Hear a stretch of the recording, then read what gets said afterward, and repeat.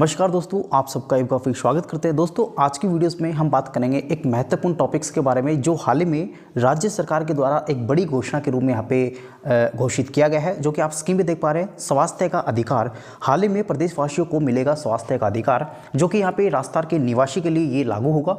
आपातकालीन चिकित्सा सेवाओं से पहले भुगतान प्राप्त यहाँ पे इसके द्वारा किया जा सकता है। राजस्थान ये एक के मात्र पहला राज्य होगा जो कि पूरे विश्व में एशिया अफ्रीका के बाद में यहाँ पे भारत के अंदर राजस्थान राज्य के द्वारा ये अधिकार लागू किया जाएगा। ये आर्टिकल 47 की नीति निर्देशक तत्व है। साथ ही आर्टिकल 21 स्वतंत्रता के अधिकार में इसको इंक्लूड किया जाएगा, जो कि स्वास्थ्य का अधिकार के नाम से इसको जाना जाएगा। दोस्तों, आप देख पा रहे हैं राजस्थान की राज्य सरकार के द्वारा प्रत्येक निवासी को यह अधिकार होगा कि वो आपातकालीन चिकित्सा सेवा बिना पूर्व भुगतान के प्राप्त कर सकता है। साथ ही सेवाएं जो रहेंगी वो पारदर्शिता आएगी। उसको लेके राज्य सरकार की प्रदेशवासियों को गुणवत्तापूर्ण स्वास्थ्य सेवाओं की उपलब्धता करवाना भी इसका मुख्य उद्देश्य रहेगा इस बिल का। साथ ही यहाँ पे हम बात करें न केवल संपूर्ण भारत में बल्कि एशिया अफ्रीका महाद्वीप में इस प्रकार का स्वास्थ्य का अधिकार अपने नागरिकों को देने वाला राजस्थान मात्र एक पहला राज्य बन चुका है। यह एक प्रकार का गतिशील कानून होगा जो कि संविधान के अनुच्छेद 47 में नीति निर्देशक तत्व के अधीन स्वास्थ्य एवं कल्याण के अधिकार, साथ ही उसकी पूर्ति और अनुच्छेद 21 के तहत स्वतंत्रता के अधिकार की विस्तारित परिभाषा के अनुरूप स्वास्थ्य के अधिकार को सुनिश्चित किया जाएगा। इसके कुछ प्रावधान है, उसकी हम बात कर लेते हैं। क्या इसके प्रावधान रहेंगे? आपको बता दूं, सभी राजकीय चिकित्सा संस्थानों में उपलब्ध हेल्थ केयर संबंधित जो भी यहाँ पे राज्य के जो निवासी हैं, सभी प्रकार की ओपीडी, आईपीडी सेवाएं, साथ ही सलाह, दवाइयाँ, जांच, आपातकालीन परिवहन प्रक्रिया और सेवाएं, आपातकालीन केयर निःशुल्क प्राप्त यहाँ पे इस अधिकार के तहत राज्य के जो भी निवासी हैं वो प्राप्त कर सकेंगे। उसके बाद में प्रावधान जो है सेकंड, राज्य के निवासियों को चिकित्सा संस्था साथ ही डेजिग्नेटेड हेल्थ केयर सेंटर्स को निर्धारित नियम अनुसार निःशुल्क चिकित्सा सुविधा प्राप्त करने का अधिकार भी होगा। साथ ही सड़क दुर्घटना में घायल व्यक्ति को निर्धारित नियम अनुसार निःशुल्क ट्रांसपोर्ट साथ ही इलाज एवं बीमा प्राप्त करने का अधिकार इस बिल के तहत इसमें रखा गया है। नेक्स्ट, इसके जो प्रावधान हैं उसमें आप देख सकते हैं, प्रत्येक निवासी को रोग की प्रकृति साथ ही कारण, उसके लिए प्रस्तावित जाँच, केयर, उसके उपचार में संभावित परिणाम इत्यादि जो संभावित जटिलताएं हैं उसको देखते हुए यहाँ पे जो भी उसके ऊपर संभावित खर्च होगा उसको सुसंगत जानकारी प्राप्त करने का अधिकार भी यहाँ पे राज्य के निवासी का होगा। नेक्स्ट प्रावधान की बात करें तो अगले प्रावधान, उपेक्षित फीस चार्जेस को पूर्व भुगतान किए बिना राज्य के निवासी जो भी हैं किसी भी दुर्घटना जनित आपात स्थिति में राजकीय साथ ही डेजिग्नेटेड जो निजी अस्पताल है आपातकालीन उपचार व केयर प्राप्त करने का अधिकार भी उनका यहाँ पे होगा। नेक्स्ट, आपातकालीन स्थिति में एक्सीडेंटल इमरजेंसी साथ ही जो शरपदंश है जानवर के काटने के कारण इमरजेंसी स्टेट हेल्थ अथॉरिटी द्वारा डिसाइड आपात स्थिति में शामिल इसमें किया जाएगा। एक्सीडेंटल इमरजेंसी से तात्पर्य बेसिकली ये है कि जो भी अप्रत्याशित तरीके से कोई भी घटना घटित हो जाए और उसके परिणाम स्वरूप व्यक्ति की मौत होने की संभावना रहे, साथ ही चोट जोखिम हो इत्यादि, जिस प्रकार से सड़क है, रेल है, जल है, वायु दुर्घटनाएं, इसमें सभी एक्सीडेंटल इमरजेंसी में शामिल की गई हैं। इमरजेंसी केयर से तात्पर्य बेसिकली दुर्घटना और आपराधिक घटना किसी प्रकार की अन्य आपात स्थिति में घायल व्यक्ति को प्राथमिक उपचार, सलाह और सहायता देना भी इसका अधिकार में रहेगा। ये इमरजेंसी केयर में रहेगा। आपसे एग्जाम्स में डायरेक्ट पूछा जा सकता है कि इमरजेंसी केयर जो है वो राइट टू हेल्थ जो बिल है उसमें किससे संबंधित है, तो आप देख सकते हैं प्राथमिक उपचार, सलाह, सहायता देना इसमें मुख्य उद्देश्य रहेगा।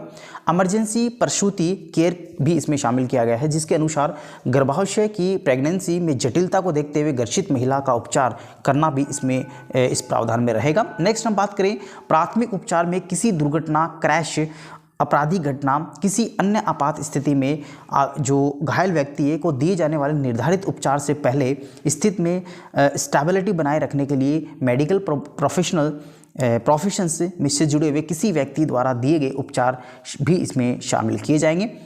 उसके बाद में स्टेबलाइजेशन से तात्पर्य बेसिकली ये है कि किसी जो घायल व्यक्ति है उसको निर्धारित उपचार स्थल तक निर्धारित उपचार के द्वारा उसको प्रदान करना, साथ ही चिकित्सा उपचार से उसके बाद में उसकी स्थिति को स्थिर रखने के लिए बेसिकली स्टेबलाइजेशंस का इससे मतलब है।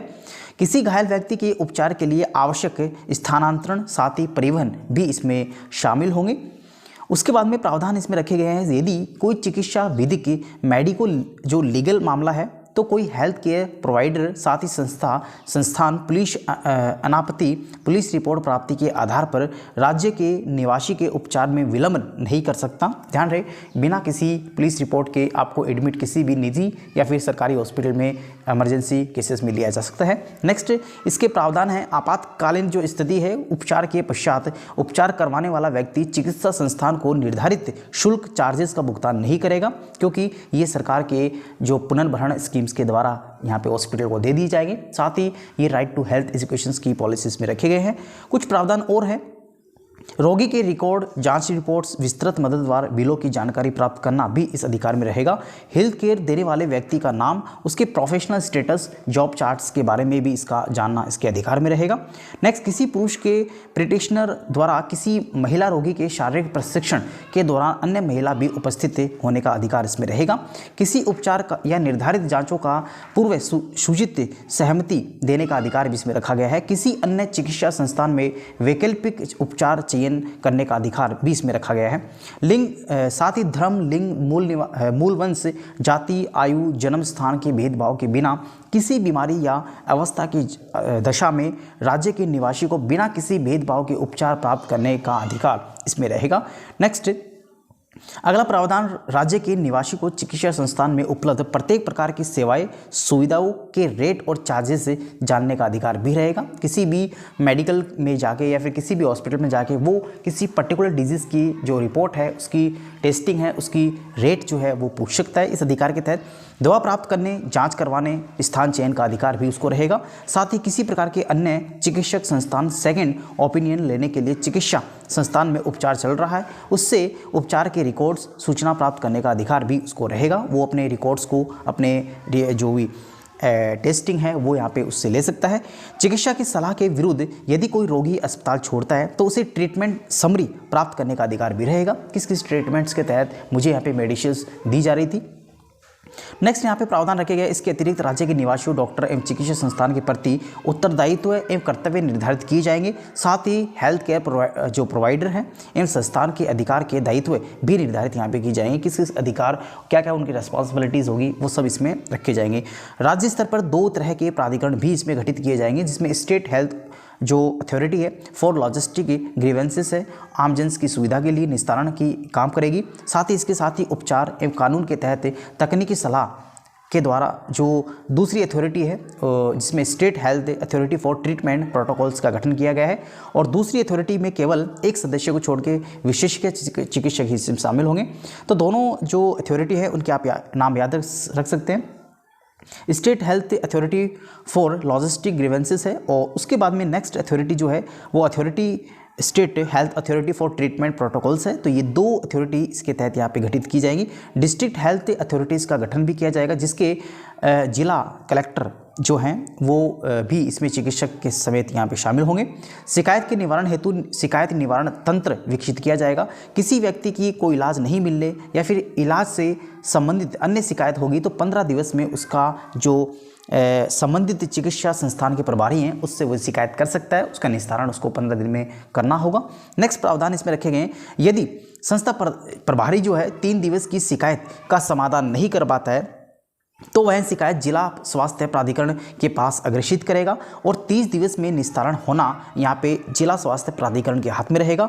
अगर यदि यहाँ शिकायत का समाधान नहीं होता है तो वह प्रकरण state health authority for logistic grievances के पास में अग्रेषित कर सकता है। ध्यान रहे 3 जो दिवस है वो संस्था प्रभारी रहेगा, और अगले 30 दिन जो है वो जो आपका जिला स्वास्थ्य प्राधिकरण है, अगर वो भी नहीं कर पाता है तो अगले फिर इसको जो स्टेट हेल्थ अथॉरिटी है फॉर लॉजिस्टिक ग्रीवेंसेस उसके पास में भेज दिया जाएगा। तो दोस्तों ये हमारे पास में कुछ प्रावधान थे जो हाल ही में राज्य के अंदर राजस्थान के निवासियों हेतु आपातकालीन चिकित्सा सेवा बिना किसी पूर्व भुगतान के दिए जाने वाला right to health education bill था, जो हाल ही में राज्य सरकार के द्वारा माननीय मुख्यमंत्री महोदय के द्वारा अनुमोदन के सहायता से इसको कानून पारित कर दिया गया है। दोस्तों आप देख सकते हैं काफ़ी अच्छा ये RS मेंस के हिसाब से या फिर किसी भी कॉम्पिटिटिव एग्जाम्स में MCQ पे आधारित इस प्रकार के क्वेश्चन आपसे पूछे जा सकते हैं। आशा करता हूं दोस्तों आपको ये वीडियो काफ़ी अच्छा लगा होगा।